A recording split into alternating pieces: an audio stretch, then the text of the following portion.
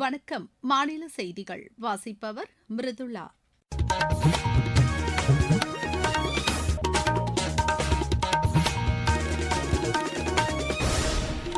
தலைப்புச் செய்திகள். பொதுத் தேர்வு எழுதும் மாணவர்கள் எதிர்கொள்ளும் பிரச்சினைகளுக்கு உடனுக்குடன் தீர்வு காணப்பட வேண்டும் என்று மத்திய கல்வி அமைச்சர் திரு தர்மேந்திர பிரதான் கூறியுள்ளார். சுகாதார கட்டமைப்புகளை மேம்படுத்துவதற்கான நடவடிக்கைகள் மேற்கொள்ளப்பட்டு வருவதாக மாநில அரசு தெரிவித்துள்ளது. பத்திரப்பதிவு துறையில் உள்ள காலி பணியிடங்களை நிரப்புவது குறித்து விரைவில் முடிவெடுக்கப்படும் என்று அத்துறைக்கான அமைச்சர் திரு லோகேஷ் தமிழ்ச்செல்வன் தெரிவித்துள்ளார். தேனி, திண்டுக்கல், நீலகிரி உள்ளிட்ட 15 மாவட்டங்களில் ஓரிரு இடங்களில் அடுத்த 2 தினங்களுக்கு கனமழைக்கு வாய்ப்புள்ளதாக வானிலை ஆய்வு மையம் தெரிவித்துள்ளது. இங்கிலாந்து அணிக்கு எதிரான முதலாவது மகளிர் டுவெண்டி கிரிக்கெட் போட்டியில் இந்தியா 38 ரன் வித்தியாசத்தில் வெற்றி பெற்றது. இனி விரிவான செய்திகள். மாணவர்களின் நலன்களுக்கு உயர் முன்னுரிமை அளித்து வருவதாக மத்திய கல்வி அமைச்சர் திரு தர்மேந்திர பிரதான் தெரிவித்துள்ளார். புதுதில்லியில் மத்திய இடைநிலை கல்வி வாரியத்தின் தலைமையகத்தில் நடைபெற்ற ஆய்வுக் கூட்டத்தில் பேசிய அவர், பொதுத் தேர்வு எழுதும் மாணவர்கள் எதிர்கொள்ளும் பிரச்சினைகளுக்கு உடனுக்குடன் தீர்வு காணப்பட வேண்டும் என்று வலியுறுத்தினார். தேர்வுக்கு பிந்தைய சேவைகளை வழங்குவதற்கான கட்டமைப்புகள் வலுப்படுத்தப்பட வேண்டும் என்றும் அவர் கேட்டுக் கொண்டார். தேர்வு தொடர்பான சேவைகள் மாணவர்களுக்கு எளிதில் கிடைக்கும் வகையில் மத்திய இடைநிலை கல்வி வாரியத்தின் இணையதளம் மேம்படுத்தப்பட வேண்டும் என்றும் அவர் தெரிவித்தார். தமிழகத்தில் சுகாதார கட்டமைப்புகளை மேம்படுத்துவதற்கான நடவடிக்கைகள் மேற்கொள்ளப்பட்டு வருவதாக மாநில பிற்படுத்தப்பட்டோர் நலத்துறை அமைச்சர் திரு சம்பத் தெரிவித்துள்ளார். கோவை அரசு மருத்துவமனையில் ஆய்வு மேற்கொண்ட பின் செய்தியாளர்களிடம் பேசிய அவர், மக்களின் சுகாதார தேவைகளுக்கு முக்கியத்துவம் அளிக்கப்பட்டு வருவதாக கூறினார். அரசு மருத்துவமனைகளில் தனியார் நிறுவனம் மேற்கொண்டு வரும் பராமரிப்பு பணிகள் குறித்த புகார்கள் மீது முழுமையாக ஆய்வு செய்யப்பட்டு உரிய நடவடிக்கை மேற்கொள்ளப்படும் என்று அவர் கூறினார். மருத்துவமனைகளில் அடிப்படை வசதிகள் மேம்படுத்தப்படும் என்றும் தெரிவித்தார். மருந்துகள் போதிய அளவில் கையிருப்பு இருப்பது உறுதி செய்யப்படும் என்றும், அரசு மருத்துவமனைகளில் வழங்கப்படும் சேவைகள் குறித்த குறைகளை மொபைல் செயலி மூலமாக தெரிவிப்பதற்கான வசதிகள் ஏற்படுத்தப்படும் என்றும் திரு சம்பத் கூறினார்.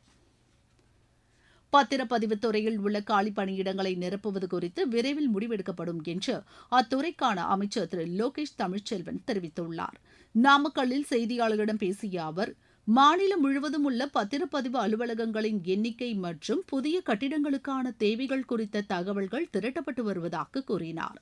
பத்திரப்பதிவு அலுவலகங்களில் செயல்பாடுகளை முழுமையாக கணினிமயமாக்கும் பணிகள் நடைபெற்று வருவதாகவும், ஆன்லைன் முறையிலான பதிவு விரைவில் செயல்பாட்டிற்கு வரும் என்றும் அவர் தெரிவித்தார். நிலங்களுக்கான வழிகாட்டுதல் மதிப்பீட்டில் குளறுபடிகள் இருப்பதாக வந்துள்ள புகார்கள் மீது நடவடிக்கை எடுக்கப்படும் என்றும் திரு லோகேஷ் தமிழ்ச்செல்வன் கூறினார். தமிழகத்தின் நலனை கருத்தில் கொண்டு மத்திய அரசுடன் மாநில அரசு இணக்கமாக செயல்பட வேண்டும் என்று பிஜேபி மூத்த தலைவர் திருமதி தமிழிசை சவுந்தரராஜன் தெரிவித்துள்ளார். திருவண்ணாமலையில் செய்தியாளர்களிடம் பேசிய அவர், மக்கள் எதிர்கொண்டு வரும் பிரச்சினைகளுக்கு தீர்வு காண்பதில் மாநில அரசு முனைப்புடன் செயல்பட வேண்டும் என்று வலியுறுத்தினார். மாநிலத்தில் சட்டம் ஒழுங்கை பராமரிப்பதற்கான நிர்வாக நடைமுறைகளை முதலமைச்சர் சீரமைக்க வேண்டும் என்று திருமதி தமிழிசை சவுந்தரராஜன் கேட்டுக் கொண்டார். நீங்கள் கேட்டுக்கொண்டிருப்பது மாநில செய்தி அறிக்கை. நேயர்களே, சென்னை அகில இந்திய வானொலியின் மாநில செய்தி பிரிவு வழங்கும் சுழல் விளக்கு சனிக்கிழமை தோறும் காலை 7 மணிக்கு ஒலிபரப்பாகிறது. நடப்பு நிகழ்வுகளின் கட்டுரை வடிவிலான இந்த பகுதியில் நாளை இடம்பெறுகிறது. பிரதமர் திரு நரேந்திர மோடியின் 12 ஆண்டு சாதனைகள் குறித்த ஒரு பார்வை. பிரதான அலைவரிசையில் ஒலிபரப்பாக உள்ள இந்த நிகழ்ச்சியை கேட்க தவறாதீர்கள்.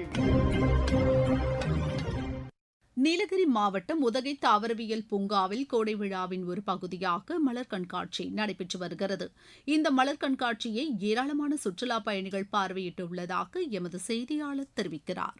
நீலகிரி மாவட்டத்தில் கோடை விழாவில் முக்கிய கண்காட்சியாக உதகை அரசு தாவரவியல் பூங்காவில் 128வது மலர் கண்காட்சி கடந்த 18ஆம் தேதி தொடங்கியது.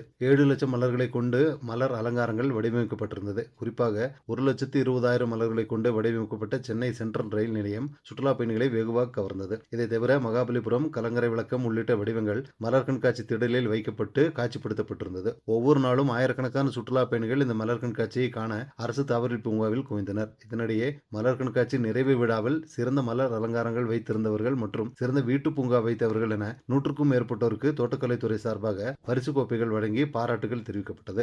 11 நாட்கள் நடைபெற்ற இந்த மலர் கண்காட்சியை சுமார் 2,10,000 சுற்றுலா பயணிகள் கண்டு ரசித்துள்ளனர். உதகையிலிருந்து சரவணன்.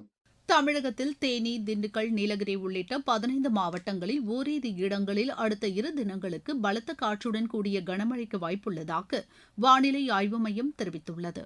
மாநிலத்தின் ஏனைய பகுதிகளில் ஒரு சில இடங்களில் அடுத்த 5 நாட்களுக்கு மிதமான மழைக்கு வாய்ப்புள்ளதாகவும் அந்த மையம் கூறியுள்ளது. இந்நிலையில் தமிழகத்தில் ஒரு சில பகுதிகளில் அடுத்த 2 தினங்களுக்கு வெப்பநிலை இயல்பை காட்டிலும் 2 முதல் 3 டிகிரி செல்சியஸ் அதிகமாக நிலவக்கூடும் என்றும் வானிலை மையம் தெரிவித்துள்ளது.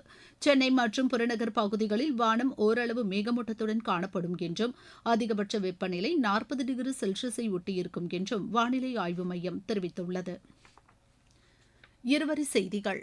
இலங்கையில் பொருளாதார சீர்திருத்த நடவடிக்கைகள் மேற்கொண்டு வந்த போதிலும் அந்நாட்டின் கடன் சுமை அபாயகரமான நிலையில் உள்ளதாக சர்வதேச செலாவணி நிதியம் தெரிவித்துள்ளது. அமெரிக்கா நடத்திய தாக்குதலை தொடர்ந்து அந்நாட்டின் ராணுவ நிலைகளை குறிவைத்து பதில் தாக்குதல் நடத்தி வருவதாக ஈரான் தெரிவித்துள்ளது. மேற்காசியாவில் நிலவி வரும் பதற்றமான சூழல் காரணமாக கச்சா எண்ணெயின் விலை பீப்பாய் ஒன்றிற்கு $97.8 அமெரிக்க உயர்ந்துள்ளது. திரிபுரா மாநிலம் உனக்கோட்டில் உள்ள வரலாற்று சிற்பங்கள் மற்றும் தொல்லியல் பாரம்பரியமிக்க பகுதிகளை மத்திய அமைச்சர் திரு துர்காதாஸ் யுகே நேரில் பார்வையிட்டு ஆய்வு செய்தார். உத்தரப்பிரதேச மாநிலத்தில் காவல்துறையினருக்கு நவீன தொழில்நுட்பம் அடிப்படையிலான பயிற்சிகள் வழங்க அம்மாநில அரசு முடிவு செய்துள்ளது. வரலாற்று சிறப்புமிக்க கடல் பயணத்தின் ஒரு பகுதியாக இந்திய கடற்படைக்கு சொந்தமான INS சுதர்ஷினி கப்பல் அட்லாண்டிக் பெருங்கடலை கடந்து ஆன்டிகுவா துறைமுகம் சென்றடைந்தது. நாமக்கல் மாவட்டத்தில் இன்று நடைபெறும் குறைதீர்க்கும் நாள் கூட்டத்தில் விவசாயிகள் அரசின் மானிய திட்டங்களை அறிந்து கொள்வதுடன் தங்களது கோரிக்கைகளையும் தெரிவிக்கலாம் என்று ஆட்சியர் திருமதி துர்காமூர்த்தி தெரிவித்துள்ளார். திண்டுக்கல் மாவட்டம் கொடைக்கானலில் காய்கறிகள், பழங்கள், மூலிகைச் செடிகள், அலங்கார மலர்கள் உள்ளிட்ட பிரிவுகளில் நடைபெற்ற தோட்ட பராமரிப்பு போட்டிகளில் 300க்கும் அதிகமானோர் பங்கேற்றனர். வெள்ளத்தடுப்பு நடவடிக்கையின் ஒரு பகுதியாக கோடம்பாக்கம் பகுதிகளில் சென்னை பெருநகர மாநகராட்சி ஆணையர் டாக்டர் சமிரான் நேரில் ஆய்வு செய்தார். விழுப்புரம் மாவட்டம் செஞ்சியில் அருள்மிகு கருமாரியம்மன் ஆலய திருத்தேர் விழா வெகு விமரிசையாக நடைபெற்றது. விளையாட்டுச் செய்திகள். இங்கிலாந்து அணிக்கு எதிரான முதலாவது மகளிர் டுவெண்டி கிரிக்கெட் போட்டியில் இந்தியா 38 ரன் வித்தியாசத்தில் வெற்றி பெற்றது. செம்ஸ்போர்டில் நடைபெற்ற இப்போட்டியில் முதலில் ஆடிய இந்திய அணி நிர்ணயிக்கப்பட்ட 20 ஓவரில் 7 விக்கெட் இழப்பிற்கு 188 ரன் எடுத்தது. இதனையடுத்து 189 ரன் எடுத்தால் வெற்றி என்ற இலக்குடன் ஆடிய இங்கிலாந்து அணி 20 ஓவரில் 8 விக்கெட் இழப்பிற்கு 150 ரன் எடுத்தது.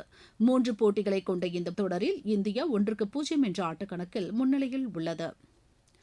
IPL கிரிக்கெட் போட்டியில் 2வது தகுதி சுற்று ஆட்டத்தில் ராஜஸ்தான் அணி குஜராத் அணியை எதிர்கொள்கிறது. சண்டிகரில் இப்போட்டி இன்றிரவு 7:30 மணிக்கு தொடங்குகிறது.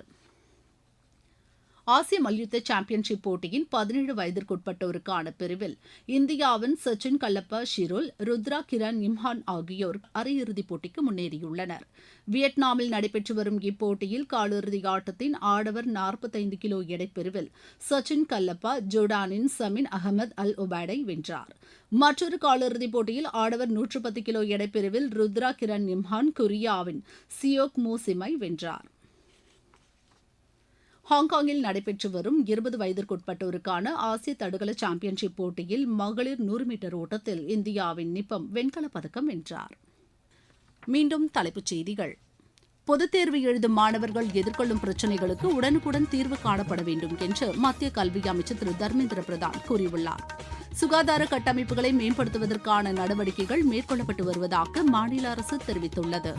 பத்திரப்பதிவு துறையில் உள்ள காலி பணியிடங்களை நிரப்புவது குறித்து விரைவில் முடிவெடுக்கப்படும் என்று அத்துறைக்கான அமைச்சர் திரு லோகேஷ் தமிழ்ச்செல்வன் தெரிவித்துள்ளார். தேனி, திண்டுக்கல், நீலகிரி உள்ளிட்ட 15 மாவட்டங்களில் ஓரிரு இடங்களில் அடுத்த 2 தினங்களுக்கு கனமழைக்கு வாய்ப்புள்ளதாக வானிலை ஆய்வு மையம் தெரிவித்துள்ளது. இங்கிலாந்துக்கு எதிரான முதலாவது மகளிர் டுவெண்டி கிரிக்கெட் போட்டியில் இந்தியா 38 ரன் வித்தியாசத்தில் வெற்றி பெற்றது. இத்துடன் இந்த செய்தி அறிக்கை நிறைவடைகிறது.